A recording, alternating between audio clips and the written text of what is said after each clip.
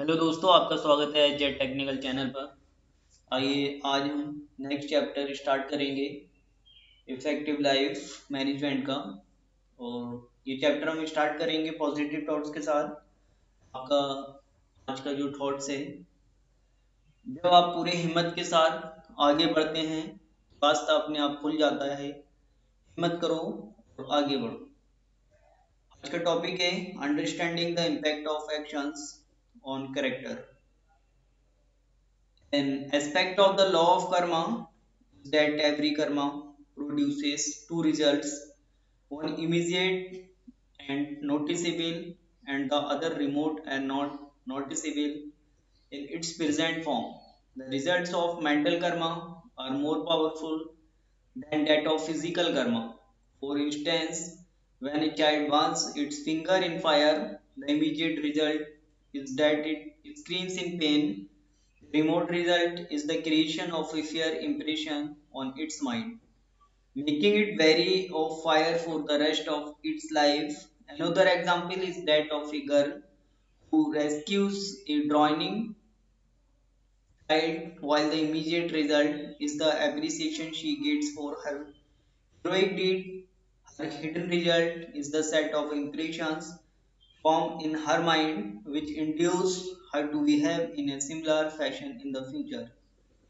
Thus, whatever karma a person does, physical, mental, or verbal, good or evil, produces two results. The second remote result, in the form of an impression in the subconscious mind, dwells there as a potency and will inevitably fructify in due course.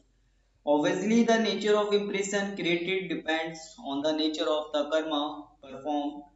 Good karma leads to good impressions and bad karma to bad impressions. The collective impressions of our mind are called sanskar in Sanskrit, and this fund of impressions determines our personality. A person with predominantly good sanskar tends to have a good personality, and the one with bad sanskar will have a bad personality. Our sanskar influence our actions in various ways and all through our lives. Once Sri Ramakrishna's father was called upon to bear false witness in a case and was threatened that if he did not do so, all his assets would be taken away and he would be sent out of the village. He steadfastly stuck to threat in spite of being aware of the consequences that he would have to face. He had such great moral strength and faith in God due to his positive sanskars. How can we explain the color preferences of babies when we find that some always choose red color while others choose blue ones? Here we cannot say that the environment influences the choice because the child's intellect is not yet developed to differentiate and discriminate and then choose. Similarly, differences in personality, aptitude, and character among siblings or identical twins cannot be explained on the basis of environment and upbringing. The only possible solution, according to our scriptures, is that these differences are due to the tendencies and the latent impressions of karma performed in previous births and acquired as sanskar in the current life. This also explains why we have in a particular way in a given situation as further demonstrated in the following incidents. Suppose someone accidentally pushes another person on a street.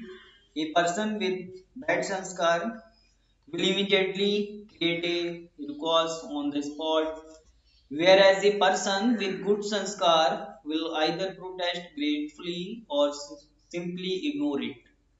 Or consider a student who always succumbs to the temptation to cheat in an exam. Here too he is a puppet in the hands of the evil sanskar or habit that force him to follow the wrong means. A chief who lives his life in constant fear of being caught will still make no effort to change his ways because of the tendencies or sanskar he has acquired in the past. Finally, think of a person who finds a pursue lying in the temple premises. If he has good sanskar, he will immediately hand it over to the temple authorities, and the thought of using the money for his own benefit will never cross his mind.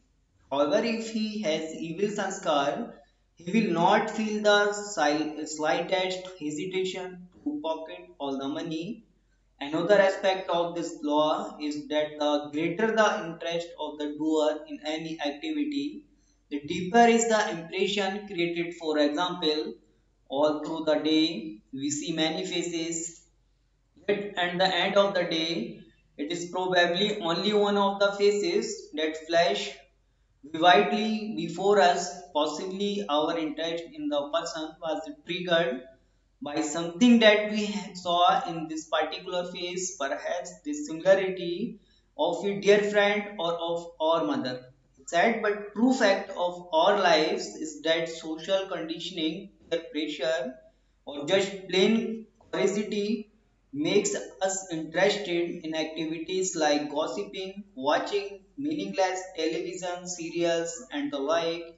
On the other hand, our interest in activities that require discipline and concreted efforts such as regular physical exercise, reading of good literature, daily meditation, and so on rapidly don't glass away. It is definitely possible to cultivate good habits and thereby free ourselves from the grief of bad sanskar. All that is required is perseverance and repeated efforts with the knowledge of our true self.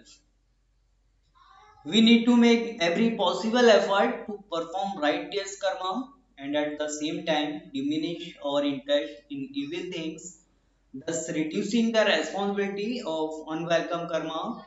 It is entirely up to us to make the right choice and to strengthen our will through each small consequent effective practice of the art of action requires us to sharpen our ability to remain constantly aware of the impressions in our mind and the karma we perform or are likely to perform. This awareness can only come from the practice of introspection. Such awareness will alert us the moment illegal impulses or desires arise in the mind, and we will gradually gain the ability to prevent ourselves from indulging in bad karma. Unfortunately, we get carried away by our desires and impulses and give in to hunger for immediate gratification of some desires, caring little for the long term consequences with the fond hope that we will somehow be able to escape them. Why else does a student avoid studies even when exams are near? He hides from his parents and reads comics instead of textbook.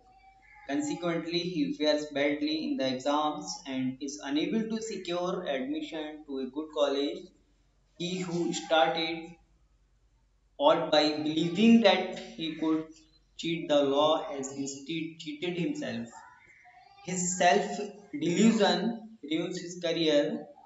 The law of karma plays little heed to the tricks by which we fool our parents or teachers or anyone else. Its only concern is with what we actually do, whether in public or in secret.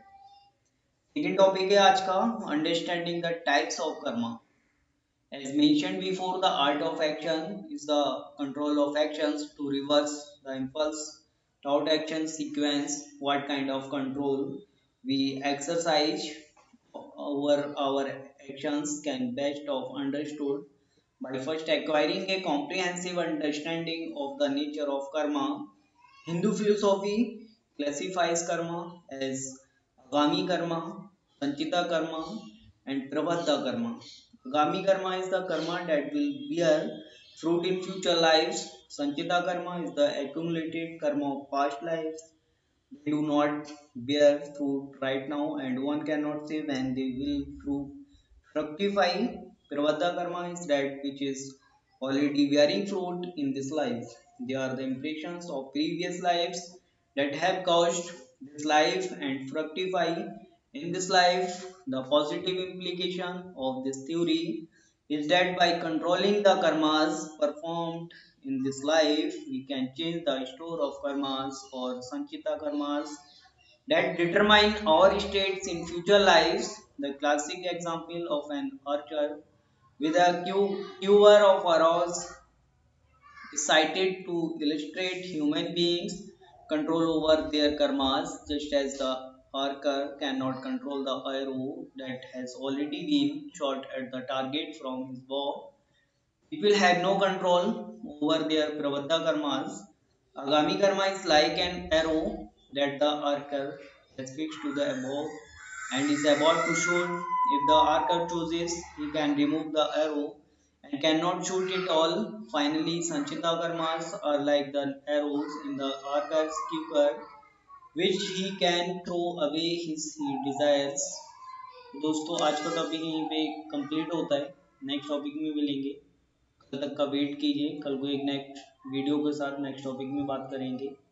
Video देखने के लिए thank you so much. Have a nice day.